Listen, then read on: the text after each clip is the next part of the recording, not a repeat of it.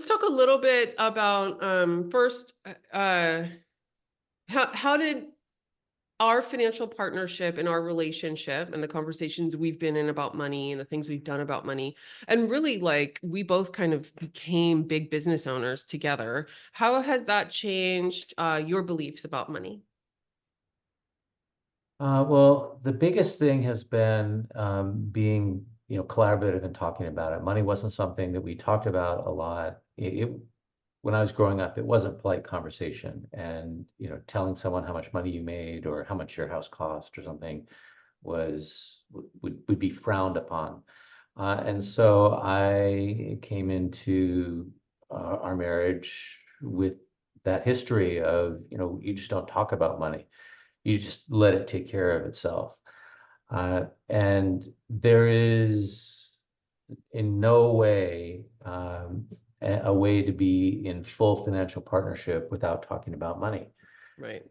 So that's the thing that has changed the most for me. And I value that for myself, but I also see that it's broken the chain that would have been passed on to Harlan, where she would have grown up in the absence of that. She would have grown up with the same ideas of you don't talk about money, you don't share about money. It's not a polite thing to discuss, and all of the baggage that comes with that. And now I don't think that she'll grow up that way at all. No, she won't. And those lessons are hard learned. Even my father was a financial advisor since I was born. And, I used to tell people because an IRA, the individual retirement account is the acronym is IRA. And so for my first 20 years of my life, maybe 16 years of my life, I thought my dad had a best friend named Ira because he was always talking about the IRA. But my dad never told me not to spend money on credit cards. Right. So he would talk about his business, but I didn't get personal finance lessons still. And he and I have chatted about that. He's like, I don't know why I didn't do that for you.